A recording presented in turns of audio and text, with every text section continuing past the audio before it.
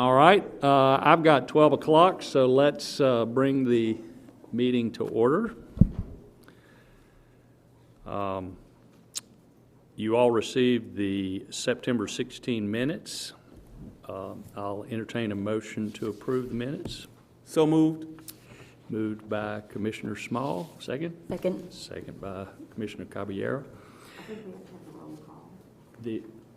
We do have to have a roll call. I'm sorry. Would Mr. Coley, would you please note that all of us are present except for one? Commissioner Warden. Thank you. John. Yeah. So there's a motion on the floor to approve the minutes. Any discussion? Hearing none, all in favor say aye. Aye. Okay. Now, for our official action, I'm going to recognize Commissioner Simpson-Brown for the nominating committee report. Thank you. This year's nominating process for the term beginning January 1st, 2022 began in January of this year when the online application became available on KUB's website. The committee met in August, and advertisements ran in the News Sentinel that month, as well as advertisement on KUB's website and on social media. The committee evaluated the submitted applications and selected qualified applicants for interviews. The city charter requires that the board provide the mayor at least 5 nominees for each commissioner vacancy. The nominating committee recommends the following 5 nominees: Ron Feinbaum, Cynthia Gibson, Misty Mays, Hitesh Patel, and George Wallace.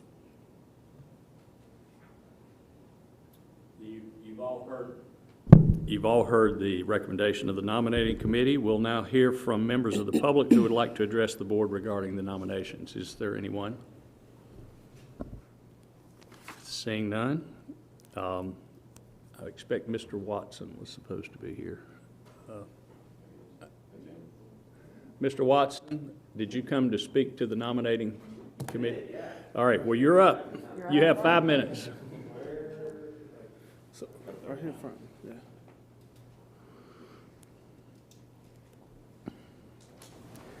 Mr. Watson, you have 5 minutes, and I will be timing you, so I'll let you know when you got 1 minute left.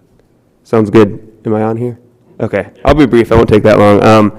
I just wanted to encourage you all as you consider the recommended nominees, that you really look at folks who have experience with things like low-income energy burden and things of that nature. I know there are lots of folks in Knoxville that are really struggling right now, especially with the pandemic ongoing. So I just ask that you consider someone that has that kind of real-world experience dealing with low-income energy burdens, weatherization, and also consider folks that might have experience with renewable energy.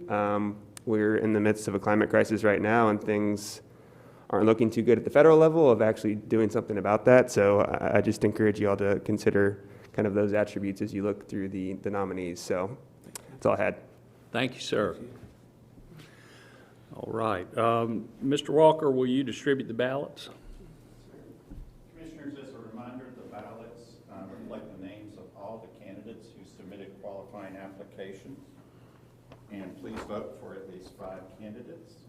And you may select from those recommended by the nominating committee, by any other applicant, or you may write in a candidate if you wish. And please sign your ballots when you're ready. Now, am I mistaken in the fact that the mayor will get all applicants? That's correct. So the mayor has, she has the will get prerogative. a list of all the names of All right. everybody who got a qualifying application. And so she can choose from any qualifying applicant. Is that correct? No. He speaks from the 5. So we provide the information. Listen to She her. has the list of all who did apply. Okay.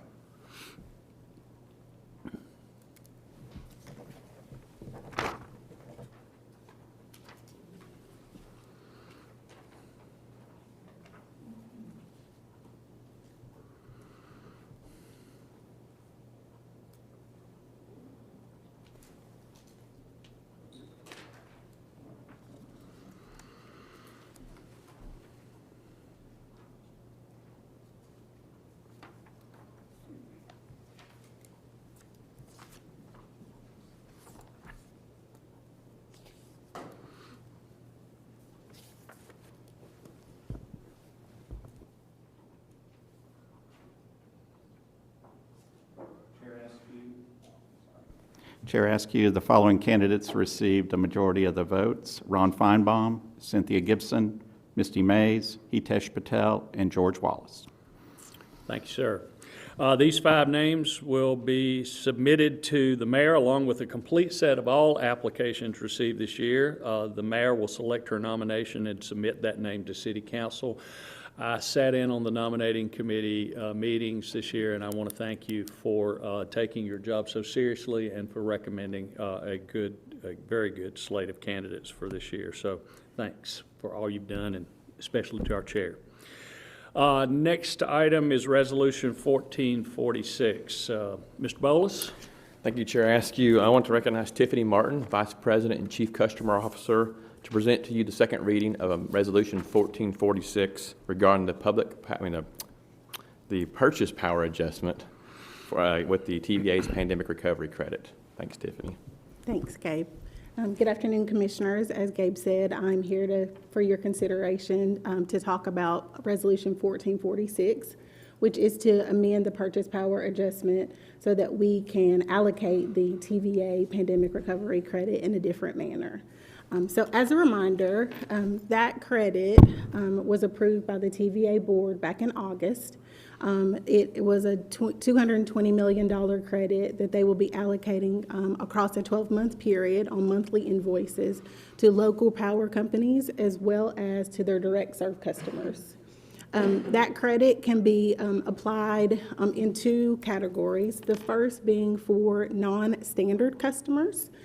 So for us, there is no actual flexibility with that particular credit. It does have to pass from TVA to us, then back to that customer on their monthly billing statement. And so for that, there's about $1.2 million available in that credit that we'll just pass as required to do. The remaining credit for our standard residential and business customers will be estimated about $7.3 million. And so today, that's what we're here to talk about, is how we propose to utilize that credit. If you'll recall, last year, we did also receive a credit, and we used that full credit to assist customers that were having difficulty paying their bills. And from that, we created the CURE program. And I'll talk a little bit about what's left in the CURE program as we proceed with the presentation. So with regard to what we'd like to do, or what we're proposing to do with this year's credit, we would like to use a portion of the credit to pay off extended payment plans that we set up for customers. So if you recall, when we went to resume our normal billing operations and disconnection processes back in the fall, one of the things that we wanted to do is any customer that had a past due balance of $100 or greater was automatically set up on an extended payment plan, or if they called us and requested to be put on an extended payment plan, we did so. At that time, we put about around 20,000 customers on payment plans, and it was about $12.4 million in past due balances that were put into plans at that time. Over time, $12.4 million. At that time, we, of course, were encouraging customers to seek out assistance, find ways to pay off those balances. And so we continue to encourage that, provide information on how they could go about doing that. So obviously, over time, those balances were reduced, either by customers applying for assistance and or being able to make those smaller payments. So earlier this year, that balance had been reduced to about $4.4 million. And as of last check, when we were preparing this resolution, those balances were at $1.3 million. So that is where the $1.3 million is coming from, is that we have around 2,000 customers that still have outstanding extended payment plans. And so our desire is to create a program where those customers can have those balances paid off. So that's the first recommendation for the usage of the credit. The next would be the remaining portion of that, which would be about $6 million. We are recommending that actually flow through like it normally would if we didn't do an adjustment, essentially. And so all residential and commercial customers or business customers would benefit from that credit. Our rationale there is we recognize that we are going to have a 3% electric rate increase in April of 2022. So understanding that We are impacting customers. We want to be able to pass that credit on to them and relieve some of the increase that will occur. If we pass the $6 million, that would account for or offset about 40% of this first rate increase that will occur on April 2020. Now, we did consider some other uses on your guidance, as well as hearing things from the community, and just as part of our considerations as we were thinking about the credit ourselves. So the first being home weatherization. Obviously, home weatherization is important to us. We've committed to doing that and make dollars available in our budget, as well as work with our customers and seek out grants for that work to happen. We initially thought that we had limits on how much home weatherization we could do in terms of funding. We have learned recently that we are able to do and provide more funding for weatherization if we so desire to. I will say that we are providing our maximum funding limit for the TVA Home Uplift Program. So that is capped at 0.2% of our electric operating revenues. So that's $1.1 million, and we have talked about that in length in some of our budget discussions, that we're committed to keep that $1.1 million in our annual budget across the long-range plan. In addition, TVA matches those dollars, so that's why we participate. We also have our Rounded Up program, and those are customer contributions, and so that's a significant portion of Rounded Up dollars, of weatherization dollars. And then we also have currently a grant from TDEC, the Tennessee Department of Environmental Conservation. So with those sources, as well as just having some funds, quite honestly, left over from 2020. We weren't really able to weatherize very many homes. Most people weren't comfortable with contractors and others being inside their homes. So we have about $5 million in the next 12 months to utilize for weatherization. So that's pretty significant. Also understanding that there is a shortage in labor in lots of industries.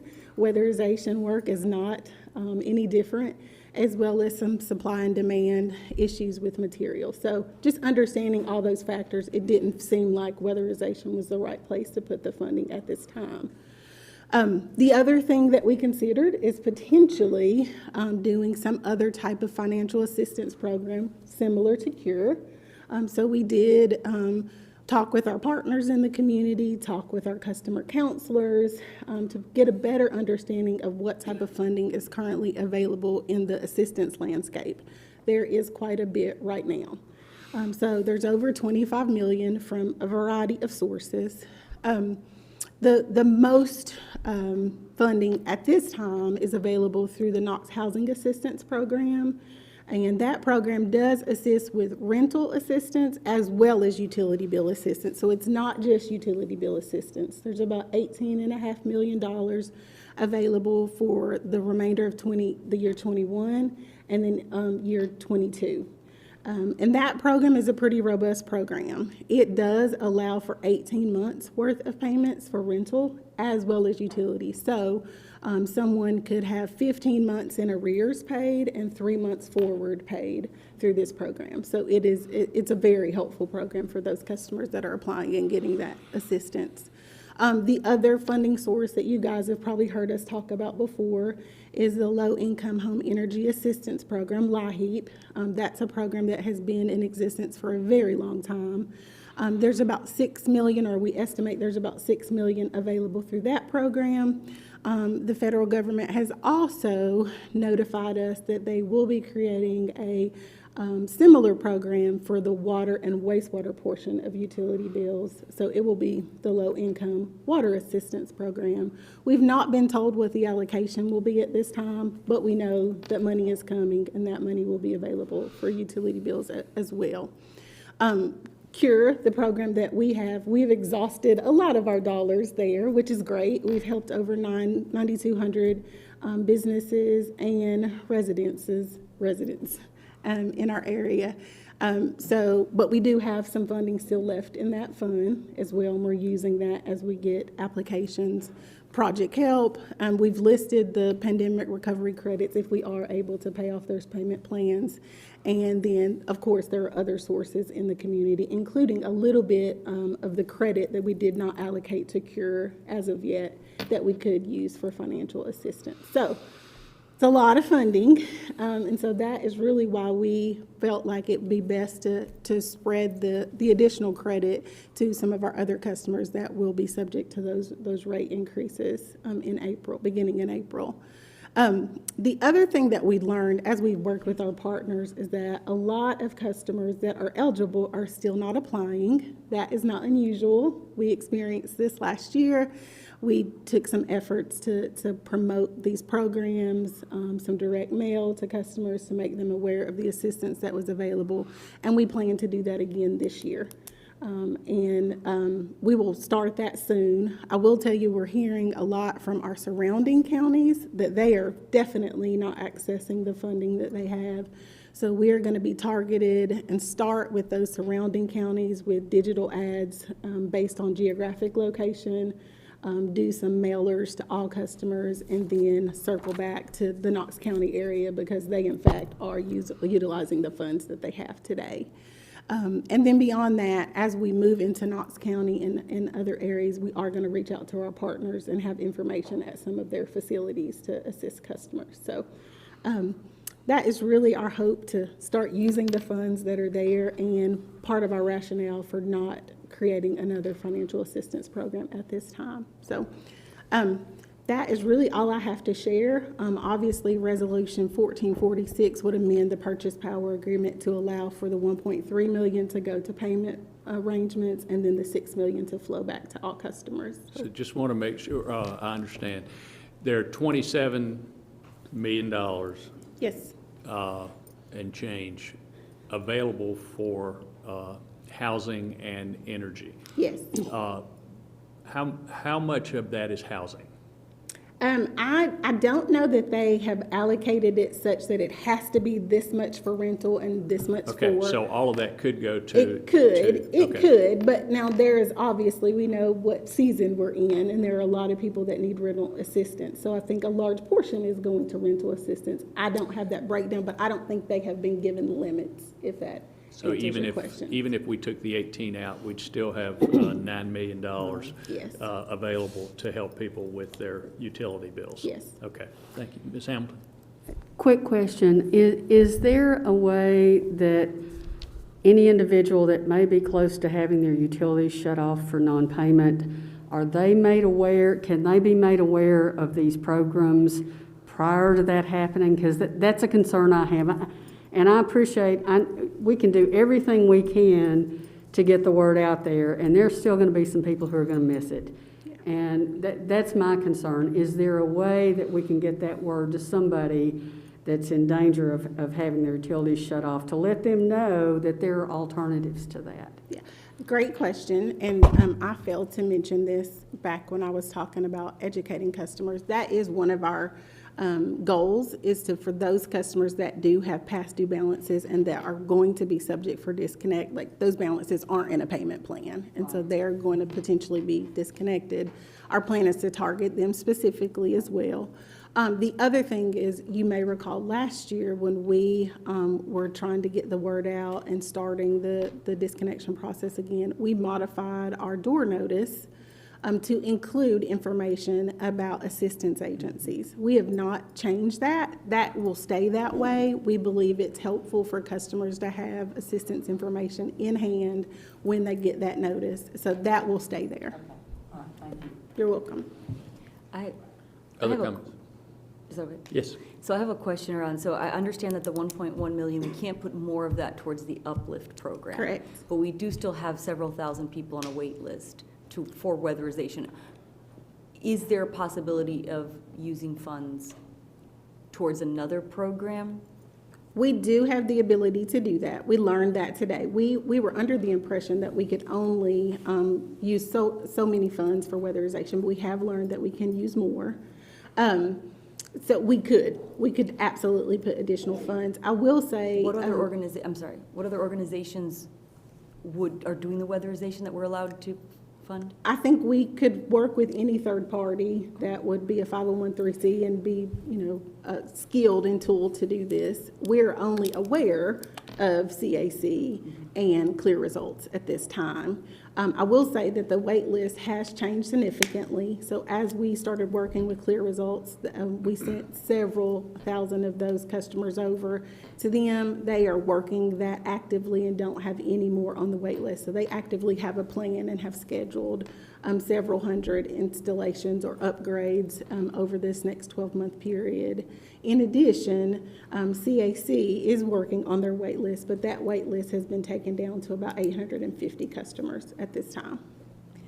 So a question with the workforce slowdown. We know construction everywhere. Right. So let's say due to the pandemic and due to the construction shortage, we can't weatherize as many houses as we want.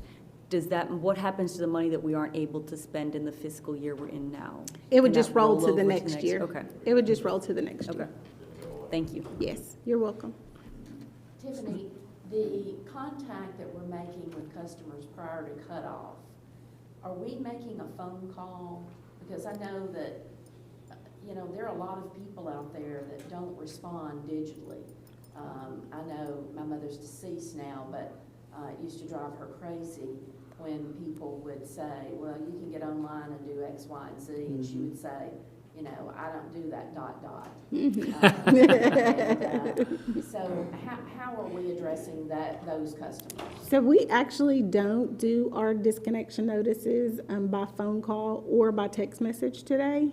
They are delivered with a pink door notice at your actual physical residence. So we do deliver something to your home to let you know that the services will be disconnected. Prior to that, we also have several notices on your actual billing statement that explain by what date you'll need to make a payment to avoid disconnection. So we don't rely on electronic means. Now, I will be honest, I want us to start electronically also doing that because we do have some customers on the other side of things that prefer notifications that way, and we may grow into that. But today, we are physically taking something to everyone's home that's going to be disconnected.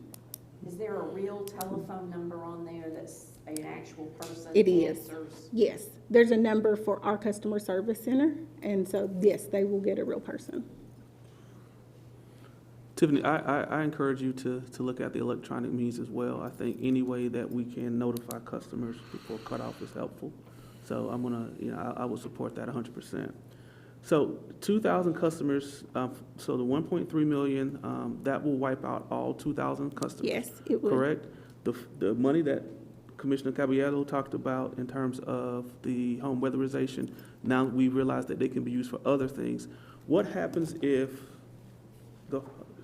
the weatherization dollars today, as they stand, they can't be used for other things. The 6 million could be used for weatherization. The remaining credit could, if we so desired to do that. Okay. Yes. Okay, got it.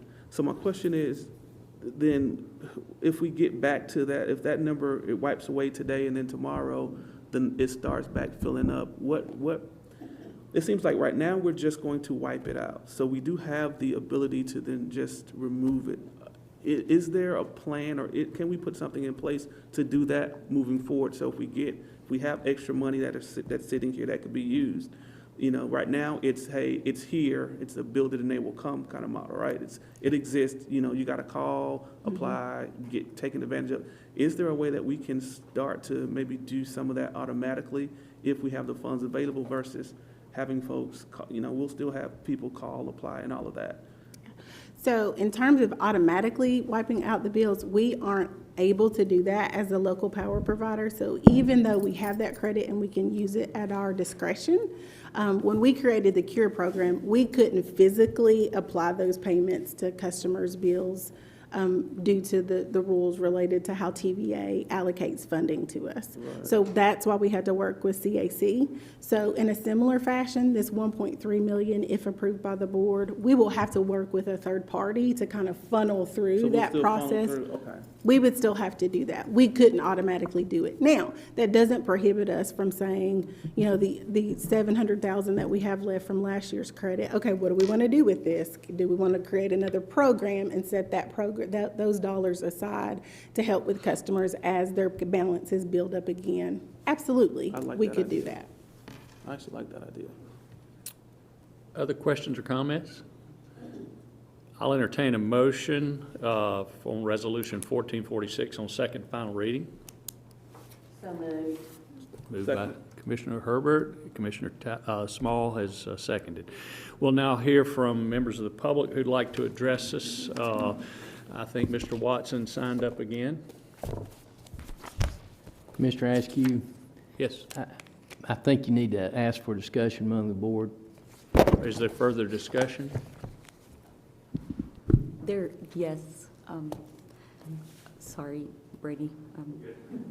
I'd like to propose an amendment to that resolution. I'd like to exclude the whole 7.3 million from the purchase power adjustment, and I'd like for us to add an analysis around what we can do with that 6 million towards weatherization and to lowering that wait list, even if that means working with a third party.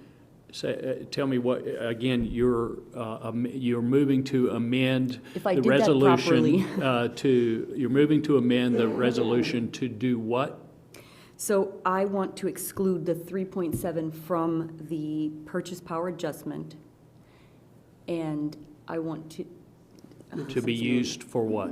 I want it to be used for weatherization, and if that means being used in a third party. I'm not sure how to do this properly with Robert's rules. The resolution,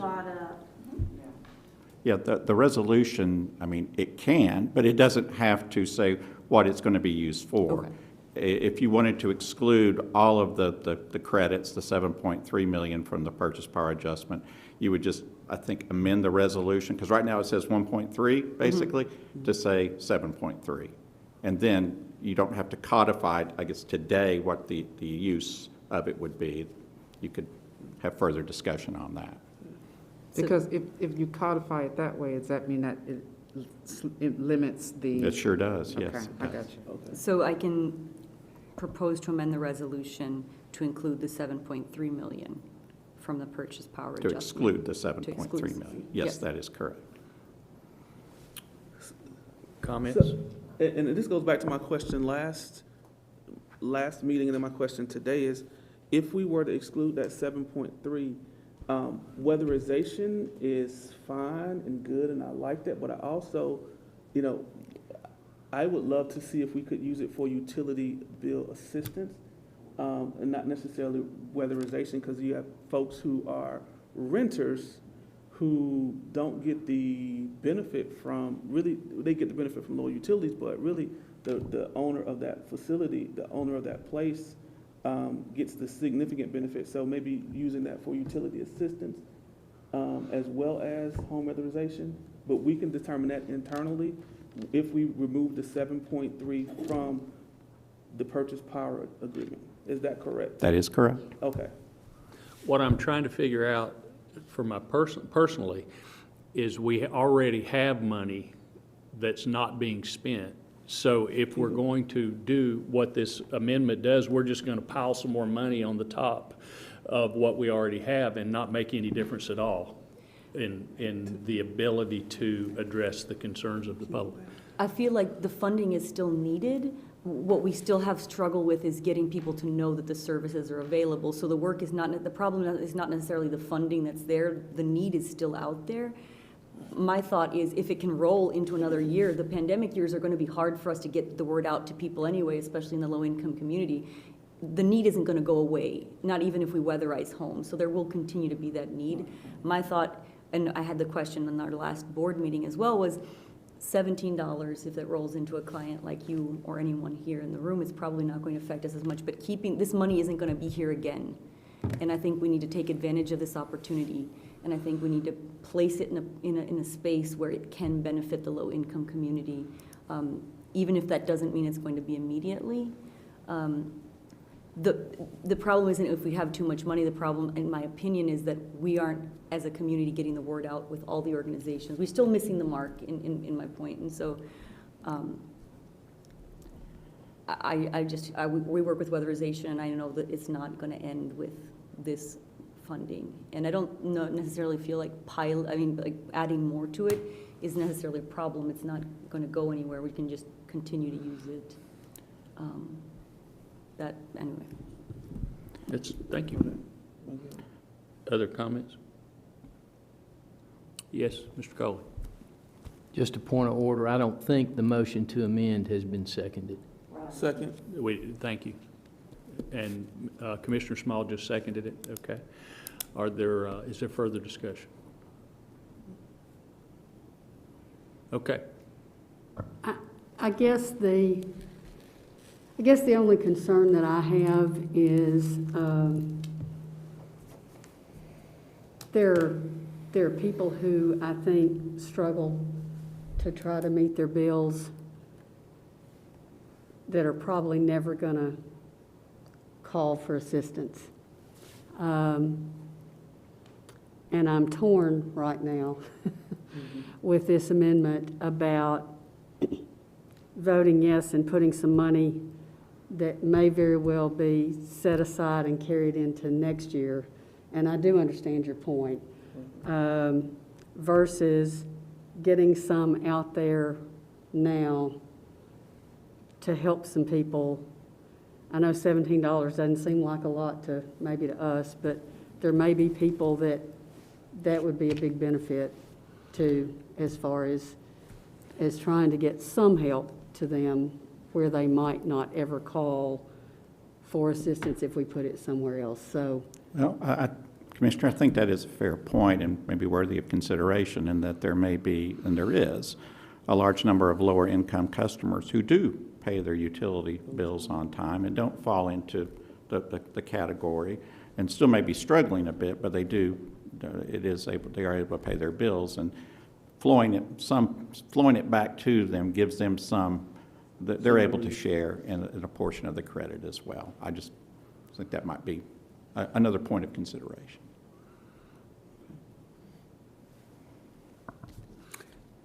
It does sound to me like we've got some difference of opinion on how to spend the money. If we did, I mean, we have the option of accepting the proposal as it has been set forth to us in the last meeting and today on second reading, but we also have some variation of opinion with regard to how, if we don't adopt the resolution as proposed, what we should do with it. And so one option would be to table this until we can get a different proposal. One option is to just vote on the amendment to the resolution. I'm open to whatever anybody wants to do, but Commissioner, can I make another recommendation as well? Sure. So one recommendation I would have is it would be helpful to go ahead and be able to create the program to pay the 1.3 million. So if we don't pass this resolution, then we will be waiting to do that. So that's additional time that those customers are going to need to pay off those payment plans. I agree, if there needs to be additional discussion about the 6 million, we should create another resolution and come back and talk about that and do it. But it would be helpful to be able to get the 1.3 ready to go and start working with a partner to get those plans paid off. So that would be my only other recommendation as you guys are considering things. Mr. Coley, I'm not entirely clear how one would bifurcate this. Is it possible to,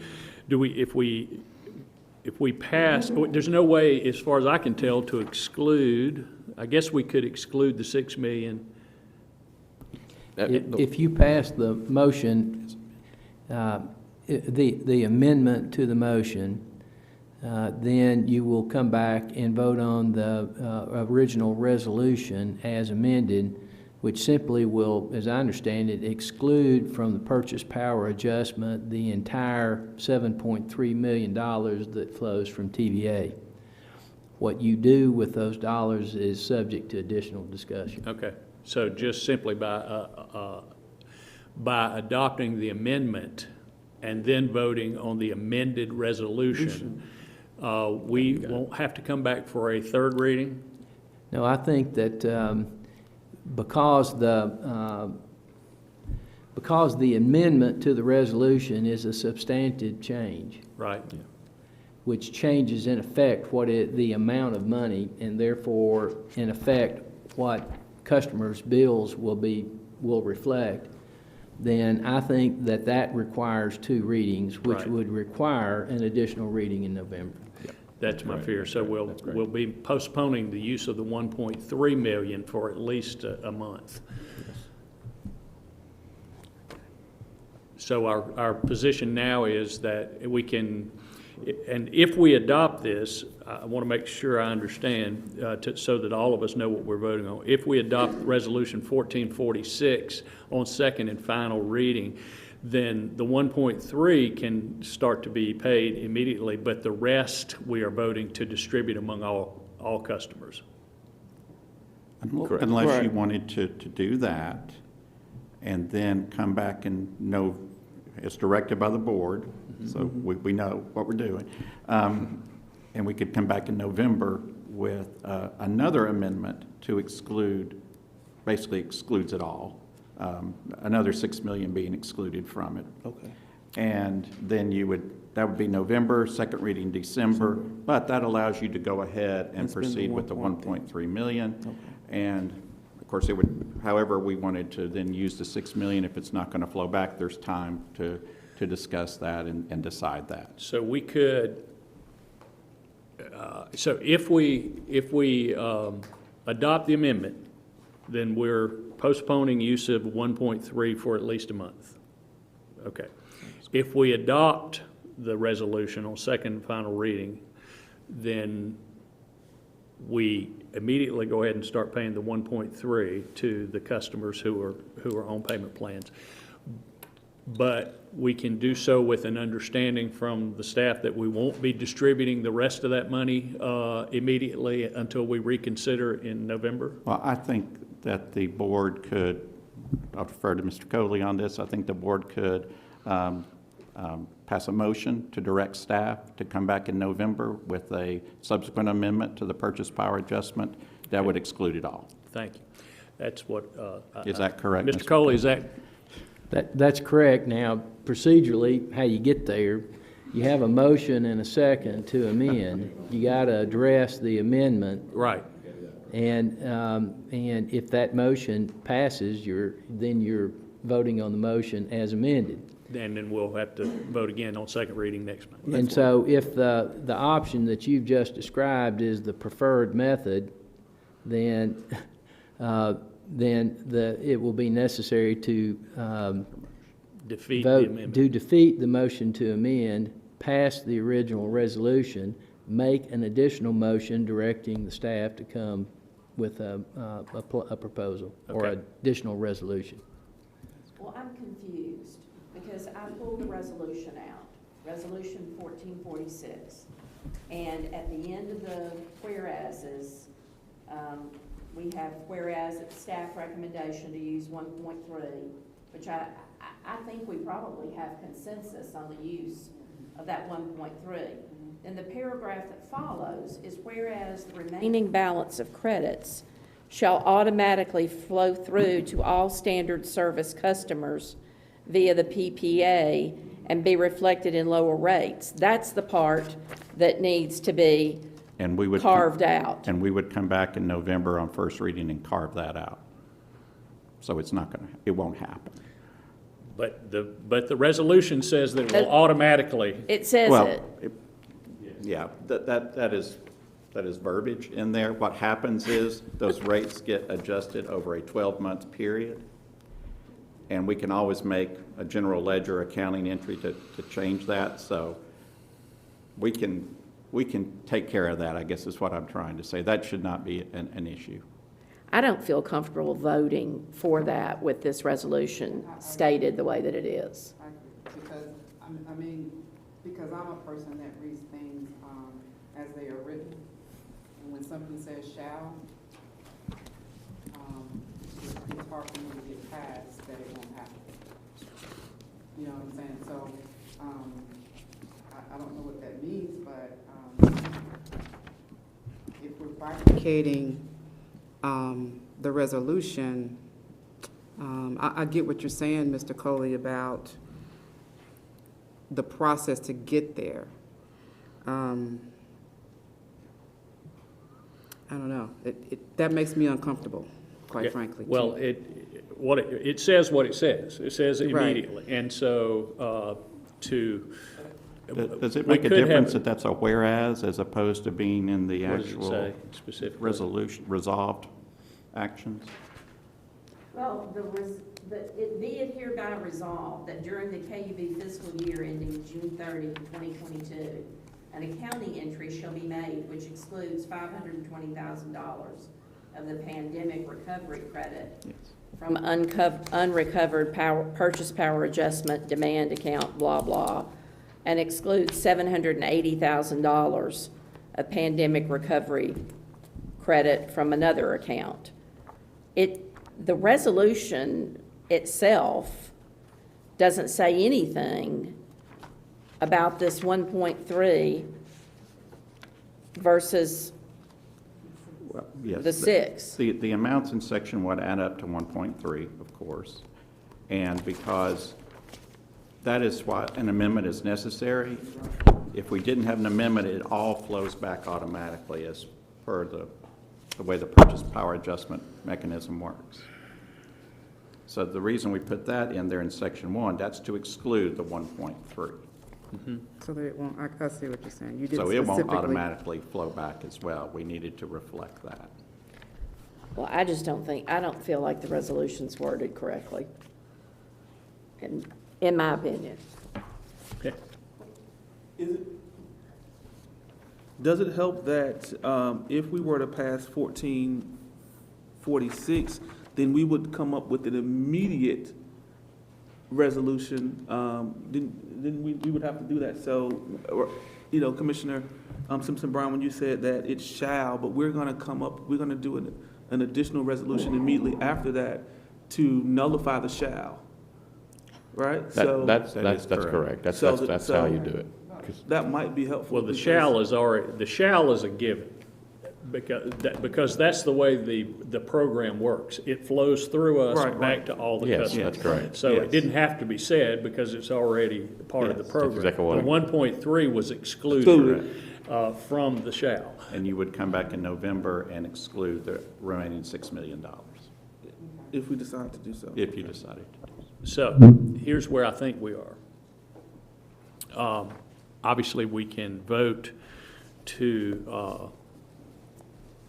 on second and final reading to pass the resolution as we discussed it last month, as it was presented last month and resubmitted today. We can vote, in which case we'll have to first defeat the amendment. And then we could, if we defeat the amendment, we pass the resolution, then the floor would be open for a second motion to ask for another exemption at the next meeting, Yes. if that's the way we want to do it. So, And that second option would give the possibility of using the 1.3 immediately. 1.3 That is correct. immediately. Right, that's the key. If we defeat the amendment and vote on it as it is, the 1.3 gets used immediately to eliminate the bills.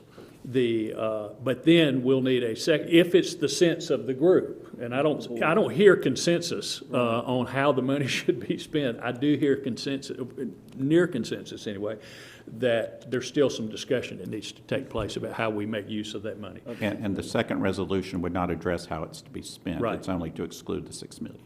That it be excluded. Yes, Okay, correct. Right, okay. So we have a motion on the floor to amend the Resolution 1446. Mr. Coley, would you call the roll? I beg your pardon? Oh. Yeah, okay. Yeah. We were voting on we were actually voting on the resolution, on the amendment. That's why I didn't call Mr. But, okay. Okay. You're up. I have a petition here, and I also sent you all via email, but I just want to give this to you. Yeah, thank you. Been signed by 176 Knoxville residents, and I want to get some clarity from you all, but, so is it my understanding that all outstanding total debt is 1.3 million right now? Okay. All outstanding payment plan debt is Okay. 1.3 million. So is there other debt that's not on payment plans then? Of course, there are customers that pay 30 days or 60 Right. days late, so yes. Okay. There's other utility debt that you could consider past due. Okay. Yes.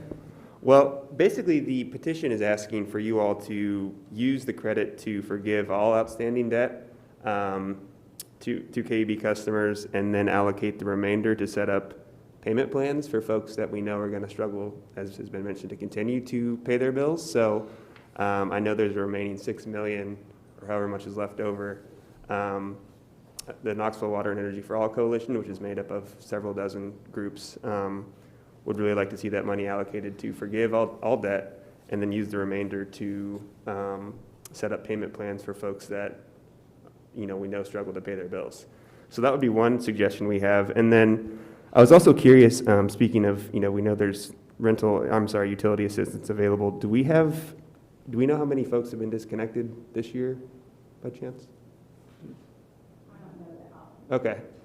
Well, I guess another concern I have is we know that 3,000 were disconnected between October and February, October of last year and February of this year. So, obviously there's a need to get that information out to folks. And, I can definitely see, one thing I might also suggest is while this money is figured out how it's being allocated, maybe consider suspending disconnections, because we know this is assistance is kind of just sitting there, but folks are probably, I'm assuming, being disconnected as you all debate this. So that's one thing. And also, just from someone we've been canvassing for folks, and people just don't know about this assistance that's available. Obviously, if 3,000 people were disconnected, during the pandemic, it's not getting out to folks that need it. So, whatever outreach can be done, whether that's canvassing, phone calls, obviously more is needed. And then, also speaking of weatherization, I think there's also a great need for that. And, one organization that does that is SEED, which has been mentioned before. So I just wanted to raise that up as well. But yeah, I think that's the gist of our kind of take on this. We know there's folks that have past due debt.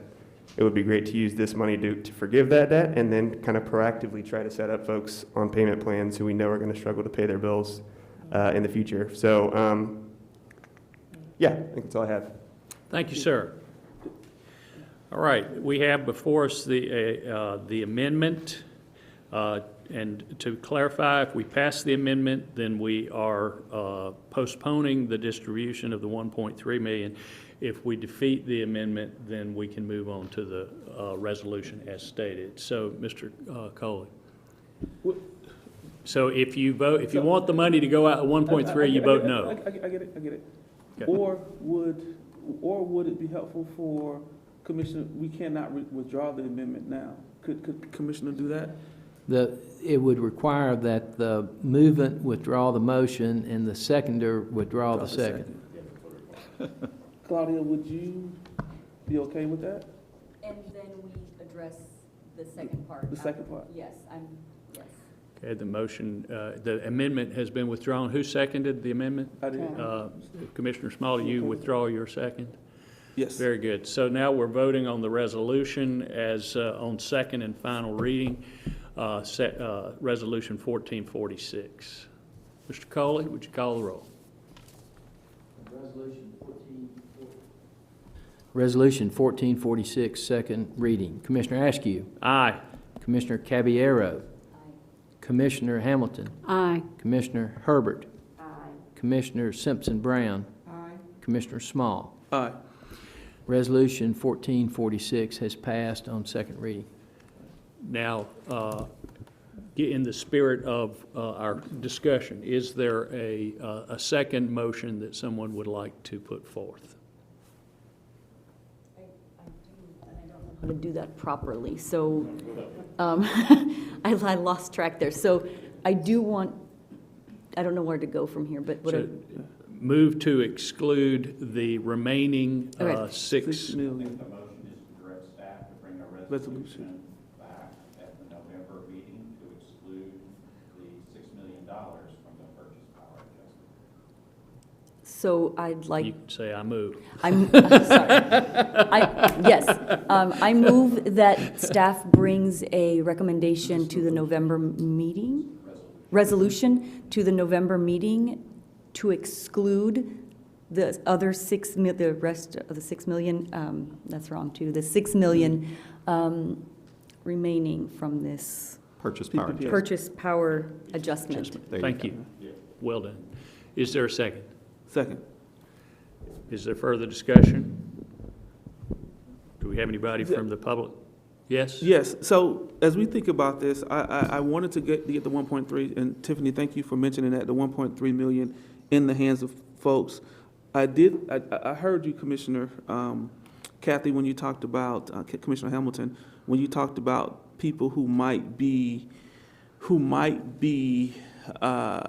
low income, who might have trouble paying their bills, but might never get into the foreclosure piece. And so as we think about staff, as we think about what we might be able to do, I would love to see kind of, what are the options are to continue to take care of those who might be past due. But I think about, I think about, my mom, my family, she drove school bus for 30 years, and so she made it happen. And so she never showed up on anybody's, on a list that said, hey, it's gonna be disconnected or past due.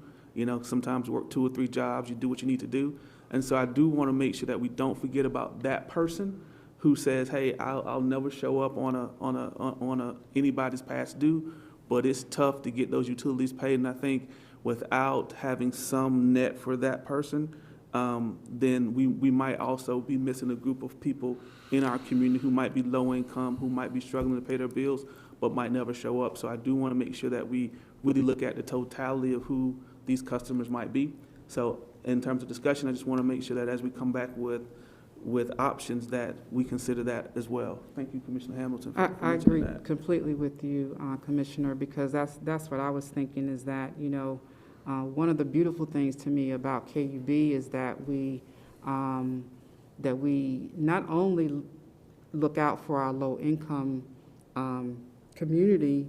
I come from that community, so, but we also are fair about how we distribute the monies that we have. And so in thinking about that population, that was my family as well. So we just like on the cusp, but so a $17 that, can help. Every little bit helps. And so I just want to, I totally agree with what you're saying. Let's just think about everybody as we move forward with the discussion. That has to be done through customer awareness, though. As Tiffany correctly pointed out earlier, we can't just go in and reduce bills and that. Customers have to be aware of it and then take some initiative on their part to apply for it, to ask for it, or that. And it's complicated by the fact that we can't charge different customers different rates. That is correct. So it's not a matter of us just being able to give a discount to people under certain income levels. That we can't do that by agreement with TVA. There's a number of legal issues with that, but yes, Okay. the TVA contract is one of those. Okay. Correct. Very good. All right. Have we, Mr. Coley, do we need to do anything else? Just one more. As we think about We haven't what voted. I'm sorry. We haven't, we've not voted on the second, We're on discussion. yeah. Right. Well, do we have a second? Did you second? I did. Okay, yeah. all right, I'm sorry, we're still on discussion. Yeah. As we think about the conversation here, people talk about thinking outside the box. I don't subscribe to the idea that there is a box. And so as we think about this idea, what could we do? For instance, there may be some people who may say, hey, I would forego, maybe I will take my $17 increase and put it directly towards thing on the bill. What do you call it? Project Project Help. Help, right, sorry. It's been a long day, y'all. So, so maybe some of us who said, hey, you know what, you will get this credit, across the board, but would you want to donate your credit to Project Help, right? And so maybe we give people options. So if we do say, hey, we're gonna try to give everybody an opportunity, but maybe those who say, hey, I'm good with foregoing that $17 to help a fellow citizen. We have quite a few people who do Project Help already, so maybe that might be an option to help, as you talk about that $17. For some families, like you said, Commissioner, that's a huge help, trust me, it is. And then there may be some families who say, you know what, let me put it over to Project Help to continue to help those who might be having utility issues, so. Just a thought, as we think about what that could be. Very good. Other discussion? Thank you for that. Other discussion? Mr. Cawley, would you call the roll? This is on the motion for a resolution in November. Commissioner Askew. Aye. Commissioner Caballero. Aye. Commissioner Hamilton. Aye. Commissioner Herbert. Aye. Commissioner Simpson Brown. Aye. Commissioner Small. Aye. The motion has carried. Very good. Just a point of personal privilege to our colleagues out in the community who are advocates for the less fortunate. I would really encourage each of you in your coalition, and I consider myself to be a part of that coalition.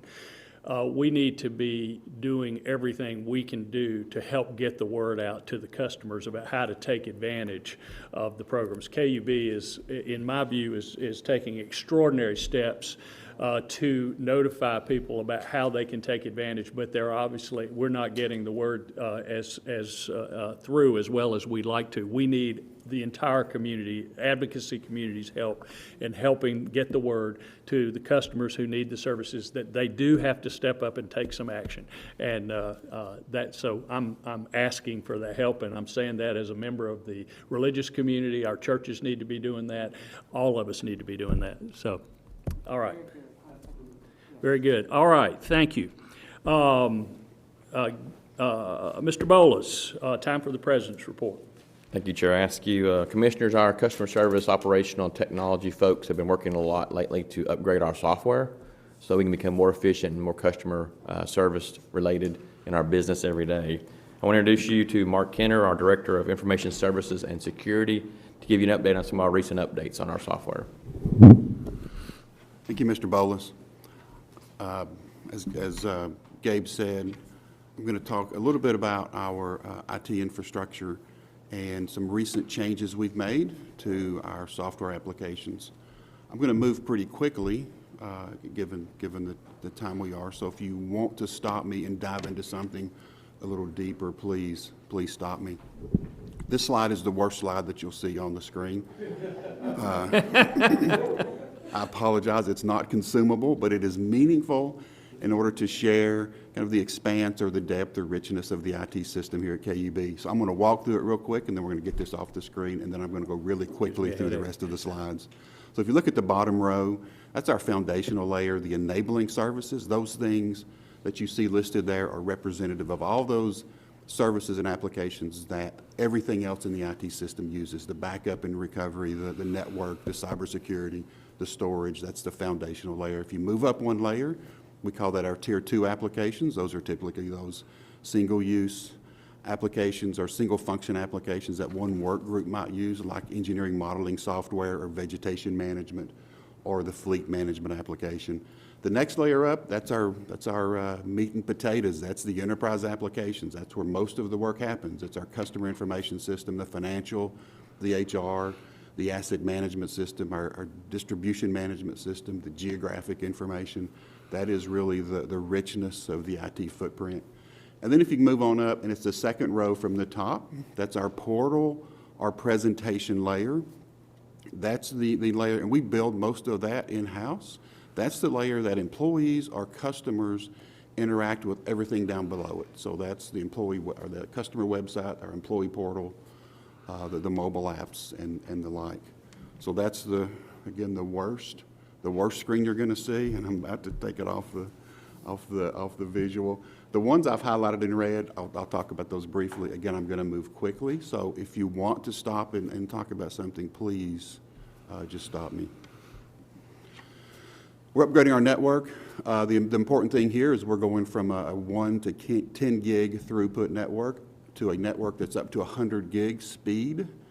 I will say that this wasn't possible without something that you all have been talking about for the last 6 or 8 or 12 months, and it's our fiber network. So we've talked a lot about fiber for customers.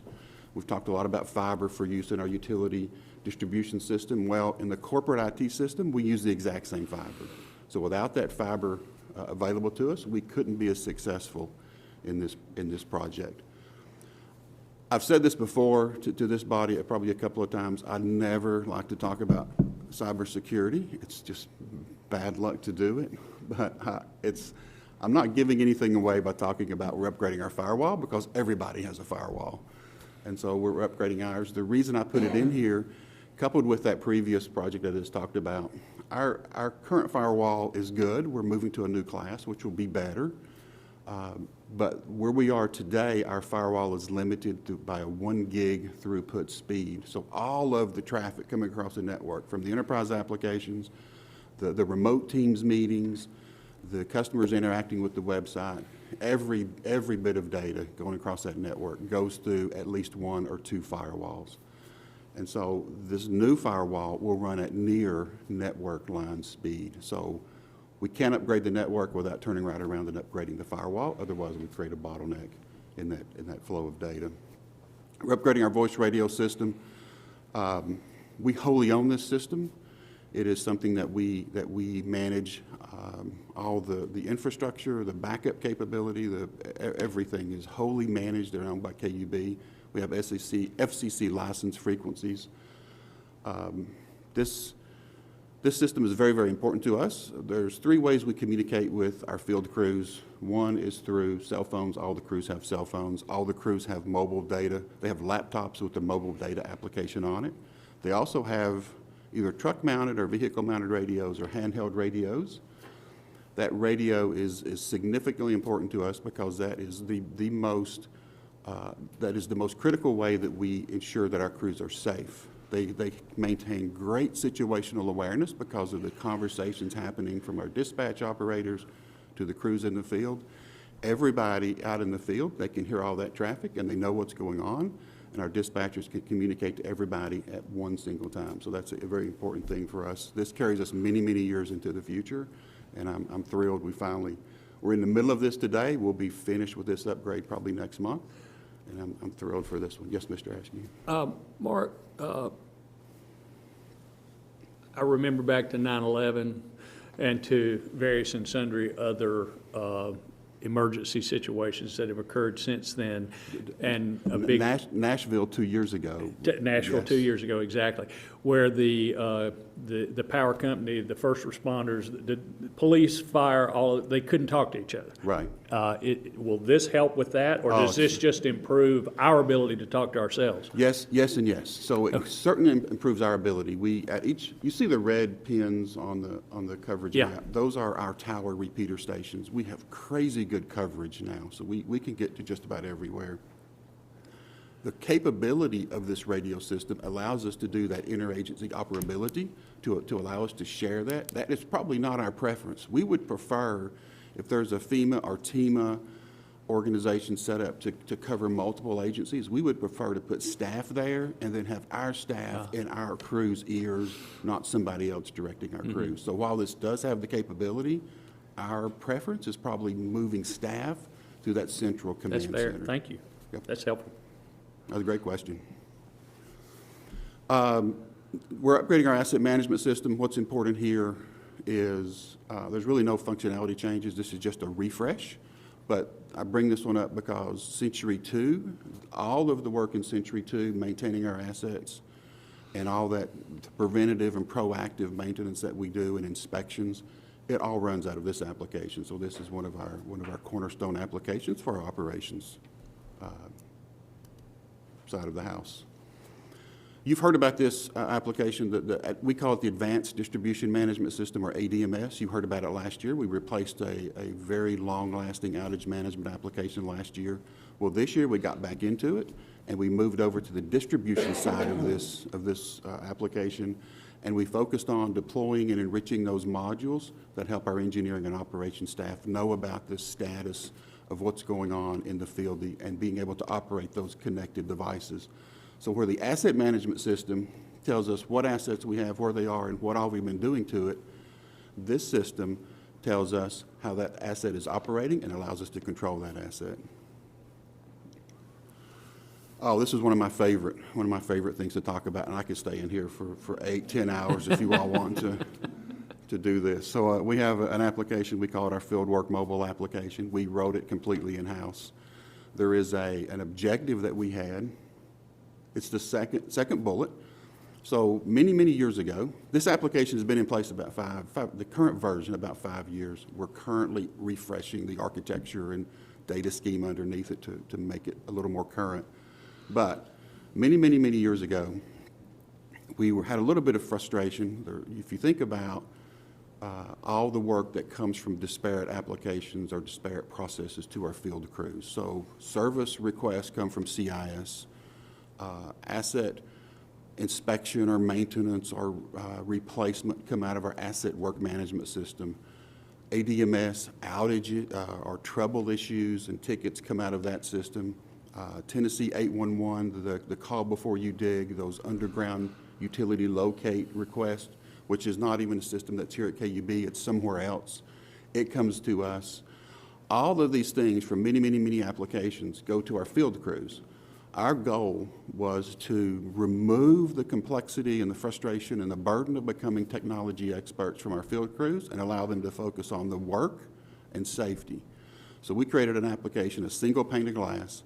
Doesn't matter where the source of the work comes from, it all goes through one application, and the field crew sees a common thing regardless of common screen, regardless of where that source came from, and we manage all that business logic back in a middleware layer. So this was designed by field crews and some process analysts, built by our IT staff. This is one of our most favorite applications. This is as good or better than anything on the market you could purchase today. The staff did a great job. So Mark, Yes, sir. and I know this is maybe a little bit tangential, but in terms of as COVID happened and we had more employees working from home and doing a lot more, particularly financial information and things like that at home, what system did we use to keep our data safe? Was it something that we used, that we purchased, or was it something that we built in-house to make sure? Because now you have people, not only do you have our folks who generally will be in the field using remote and VPN and all of that. Now you have folks who generally would work in the office, Right. but we're now doing that from home. Right. Yeah, it's such a wide-ranging question, and it's another one I could talk about for a long time. But I'll keep it a little high level, and I won't venture into too many cybersecurity things. But that's the risk. Right. We're opening up a lot more opportunity, the bigger footprint for something bad to happen. And so we went through an effort at the front of COVID. We already had really good infrastructure in place that enabled us to very rapidly, once we found laptops, which was crazy hard to find, and I think John will talk about the second wave of that. But once we found enough laptops, and we were very quick and rapid in trying to secure those devices, we already had a good, robust cybersecurity program, and we accepted just a little bit more risk by sending all these people home. But our program enabled us to do that. It did not harm us in any significant way. Since then, we have been working on completely changing our cybersecurity model. We've adopted what the industry calls a zero trust model. And so all of the new devices that we've been rolling out across the organization, and really it's in response to COVID, but it really sets us up for many years into the future. We don't care where people, from an IT perspective, from Gabe and the corporate, we may care where people work. From an IT perspective, we don't care. We want them to be just as productive, just as safe, have just as much capability, and be just as fast, regardless of where they sit. So this zero trust model enables us to better secure those devices at the device, better secure your identity and your access when you log in to the system, and better secure those applications. So that zero trust model is the device, the person, and the application. Every single time you do something, you have to be retrusted. So today, if you were to, when the pandemic started, if you went into work on CIS through a VPN connection from your home, you actually had access, whatever your total access was. With the zero trust model, Is that part of what we call two-factor authentication? well, that's called, two-factor authentication is something you know, your username and password, and something you have, either a token or a key fob or your phone. So something you have and something that's physical. That's two-factor authentication. So the zero trust model uses two-factor authentication, 100%. Okay. But it also doesn't allow you to move laterally across the network. So once you get into one application, you're only trusted for that one. If you want to get into another one, it's a whole retrust. And that's a whole different level of security. It's much, much better. Now, from the end user's perspective, they'll never feel it. But from underneath the covers, it's much more complex and a little bit harder to pull off and a multi-year effort to do, but that's the journey we're taking. I think we should rename our program Marriage. Yeah, but that's, you know, that's when the pandemic happened and people went home, it just elevated cybersecurity concerns, and you can see cybersecurity events elevated as well. Thank you, Mark. I Oh, appreciate yes. that. So I'm going to talk about a couple of things that are more customer-facing. So this isn't an application that's being upgraded. This one we're very happy with and proud of, and it says coming soon, but we kind of secretly turned this on a couple of weeks ago, so this is live today. This is proactive notifications to our customers when there is an outage event. So prior to this, when the utility service was interrupted at a residence, the meter let us know that service was out. We knew a customer was out, but the customer didn't know that we knew that they were out. So with this module being deployed, we now proactively, whether it's planned or an unplanned outage, we will send that customer an email or a text or a push notification on their smart device, whatever their preference is. We'll send them that notification. We'll send notifications when we have updates to that, once we assess the damage, or if we're a little ahead or a little behind. We'll refresh the estimated restoration time, and then we send them the closure that we think we've completed the work and their power's back on. If it's not, please let us know. So this is out. We've got a few employees on it. It's available. We just have not started marketing or advertising it yet. And I think, Tiffany, you'll have to help me.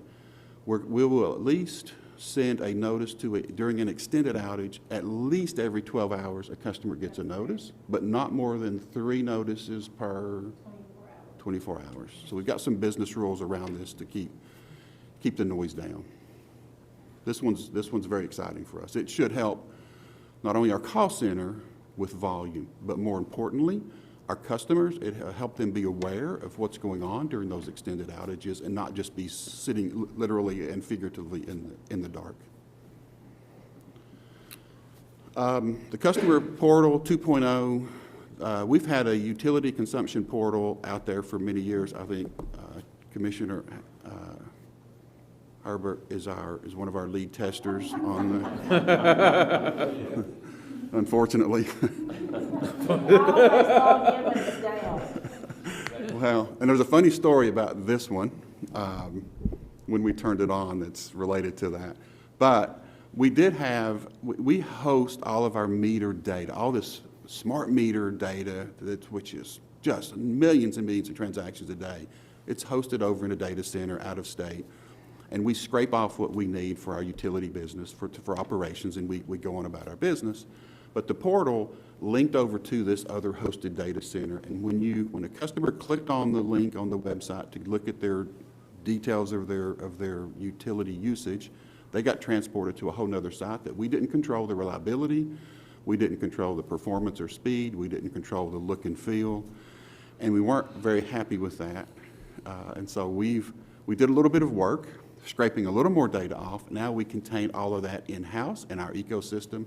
All of this is on our website. We maintain the speed, the reliability, everything. So it's very similar to what was out there before. It's just now managed and maintained by us. And Gabe, he has my phone number. If Ms. Hamilton, if you call him, then I'm sure I'll get a phone call. Yeah, I think that's all I'll say about that one. Oh, and you can also, on this one, the proactive alerts also on this one work as well. Oh, and the funny story, that's what I was trying to remember. We turned this on Monday of this week, and we turned it on in the morning. Just a few minutes later, well, no, our link to the hosted site over in another state broke, and our whole AMI ability to read all that data it just severed. And we're going, doggone it, what did we, I'm mad, and I'm marching through the hallways going, what did we do? And we're scrambling, trying to figure out what we did wrong. Well, nothing. That was the unreliability that happened, that just so happened 2 minutes after we turned this thing on. So we hopped on the website, everything was fine, and it worked exactly like it was supposed to work. And it was the very reason we did this actually happened to us 2 minutes after we turned it on. Cool. So the very last slide I've got talked about a lot of things that we just are in the middle of. This one is really talking about it a year or 2 years in advance. So you think about a meeting, and sometimes you have a meeting before the meeting.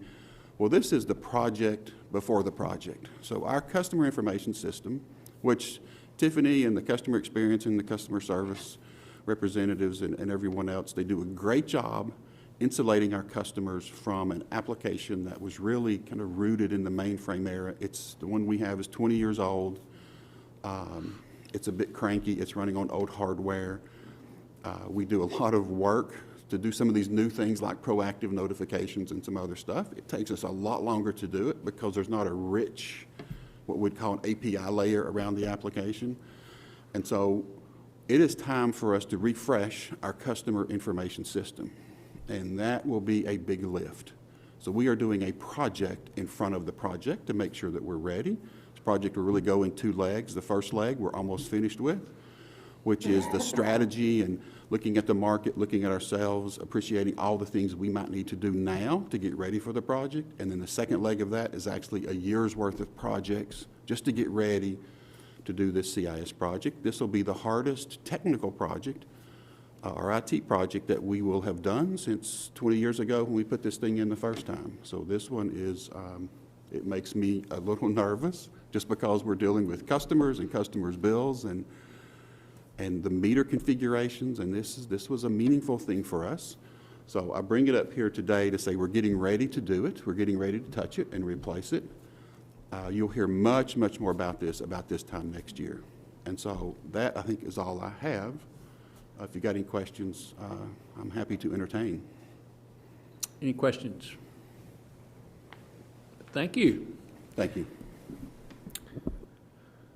Commissioners, I want to also introduce John Petrowski. He's our manager of new service procurement and storerooms. As you all have heard in the headlines, supply chain issues exist, and we aren't exempt from that. So I wanted to ask him to give you a brief update on what we're seeing at KUB. Sure. Thank you, Mr. Bolus. Now it's time for your really low-tech presentation. Boxes, boxes, trucks, no bells and whistles. Speaking to me now. But seriously, as Gabe mentioned, supply chain issues have really been in the news a lot lately, and for good reason.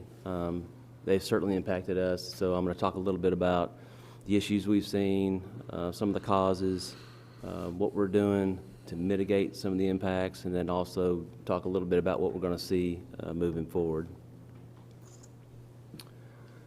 I guess first, the issues that we're seeing, I think it all starts with raw material shortages. In particular, we're seeing shortages of things like metals and plastics and resins, which are all things that we use to make the materials and products we use every day. Then you have labor shortages. In our conversations with vendors and contractors, they tell us often that they have the materials and supplies we need. They just don't have the workers to either assemble or transport those things to us. Freight and shipping, which is honestly just an overlooked aspect of the supply chain. In reality, I think like 80 to 90% of all the world's goods that are traded are transported on container ships. So one of the things that they're dealing with in the shipping industry right now is a container shortage. So without those containers, crane operators in the ports can't load stuff on the ships, so you're having port congestion, you're having bottlenecks, so that's really a big driver of a lot of the problems we're having today. Then we're just seeing high demand across many sectors, if not most. You know, it's a situation where demand is outstripping supply.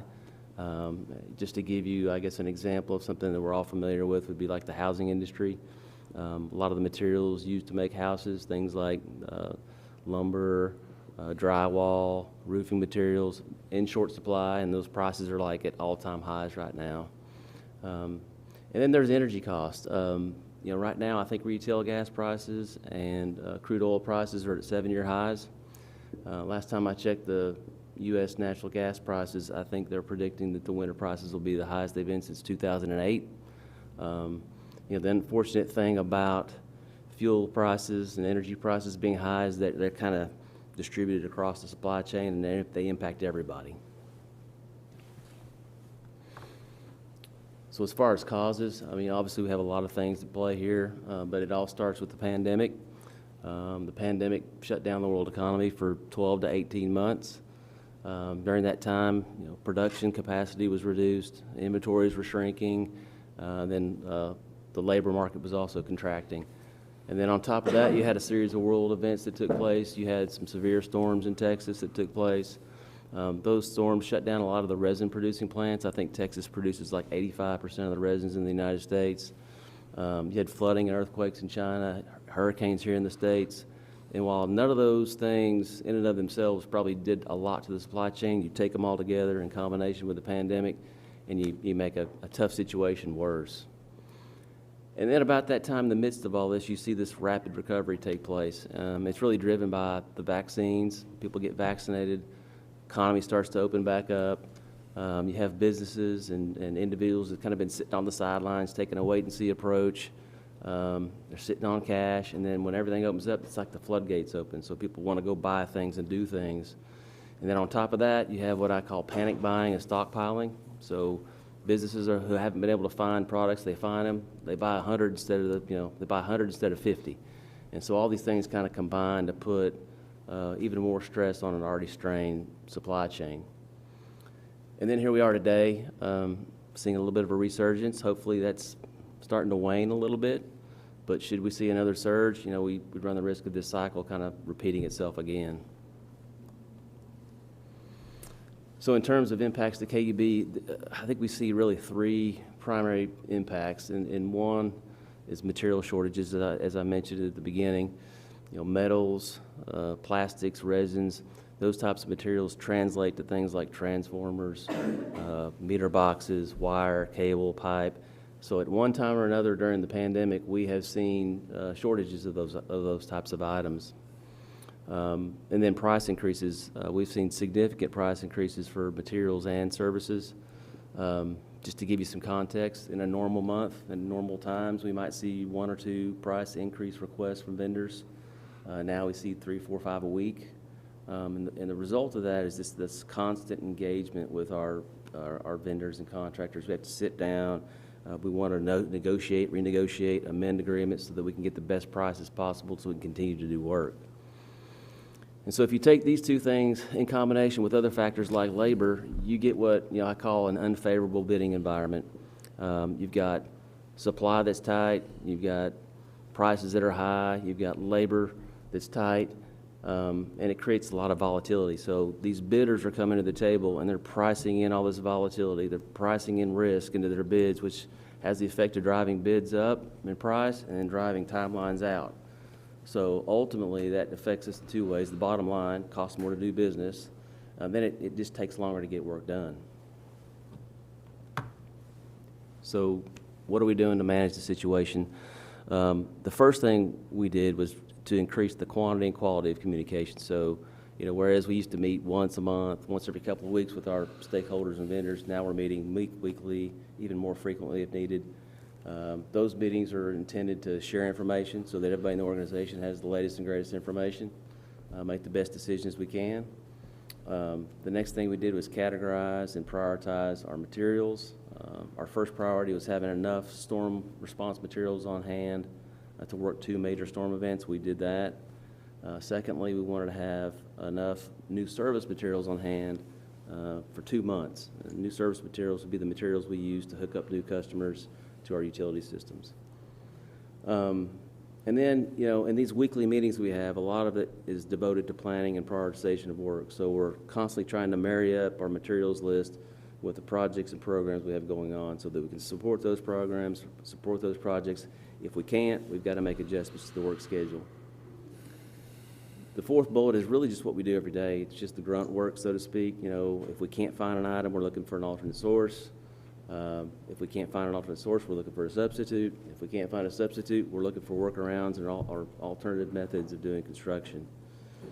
And then the last thing here is just recognizing the need to be more flexible with our contractors. There was a time when a bidder comes to the table, you expect them to honor the price in the contract. Well, if they didn't, we would cancel the contract and move to the next bidder or rebid the contract. Well, today that may not be our best option, so we're making great efforts to sit down with our vendors and our contractors, renegotiate prices, try to get the best bang for our buck, so to speak, and to continue to do work. And so what do we see moving forward?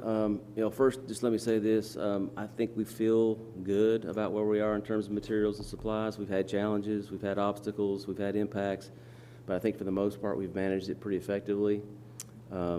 All indications is this is going to be around for a while, probably into 2022 and maybe beyond.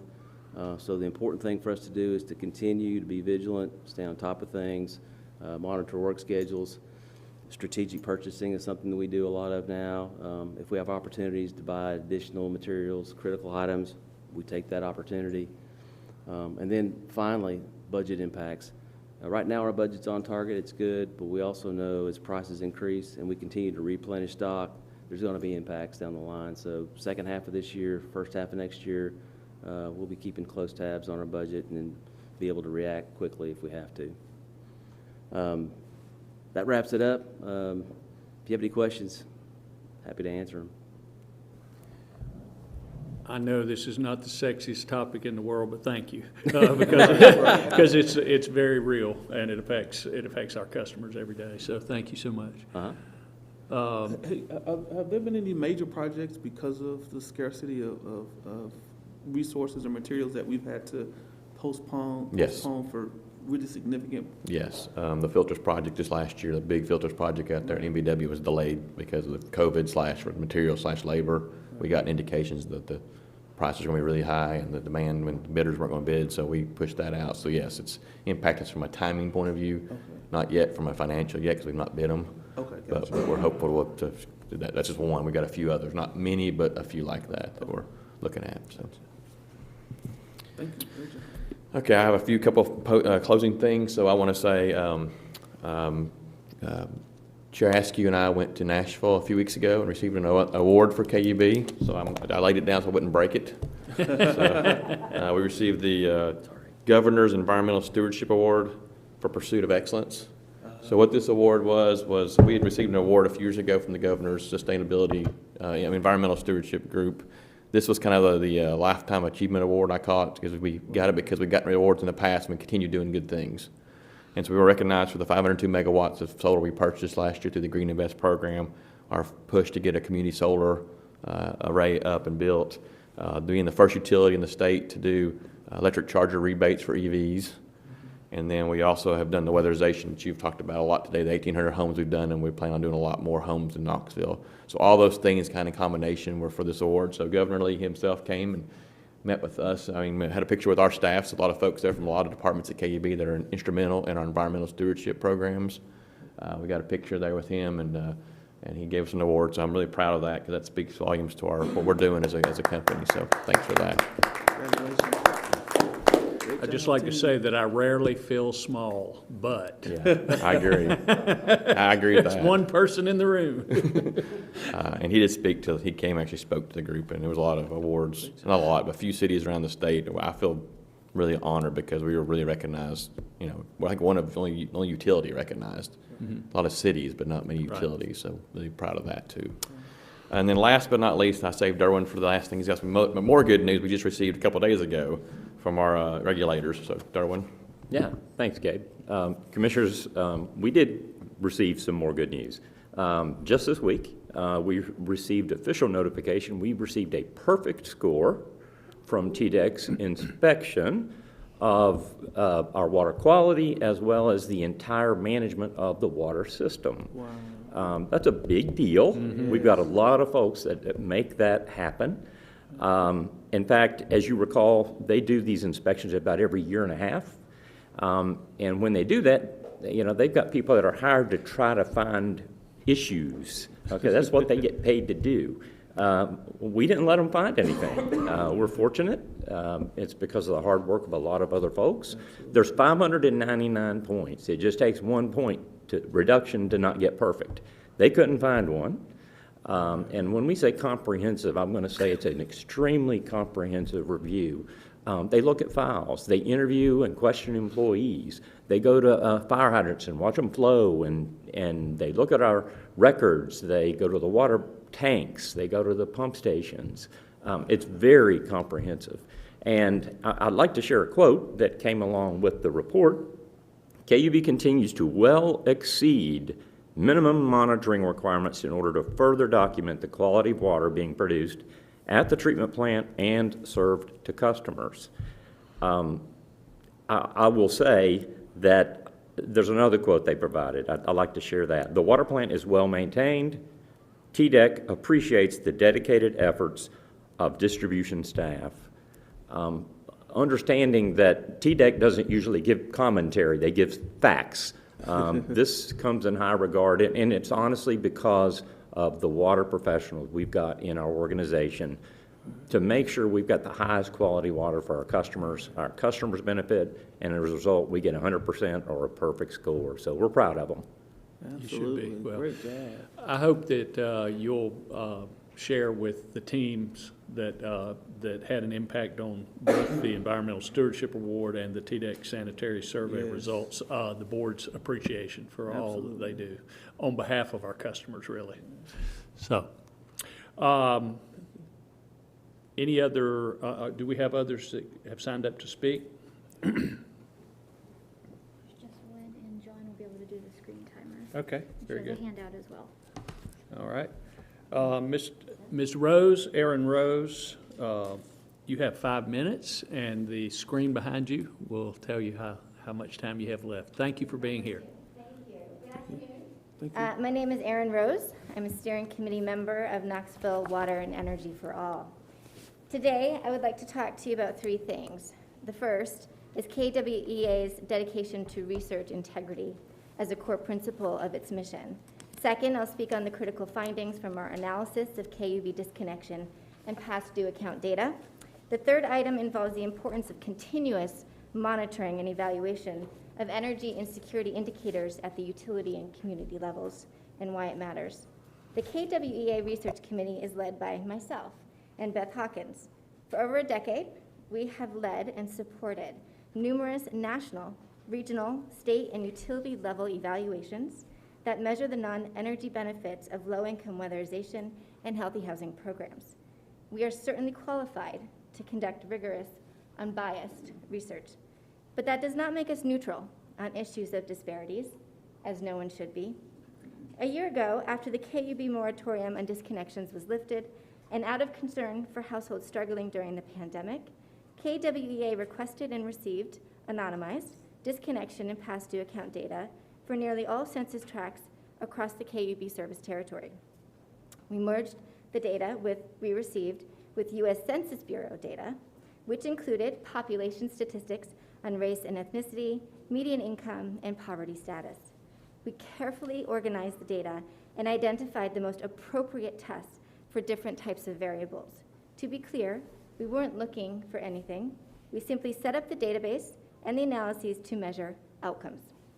The findings, which we presented to KUB leadership 5 months ago in May, and that I have provided you copies of today, were clear in establishing a racial disparity and energy security as measured by utility disconnection rates and the percentage of people on a payment plan for utility debt.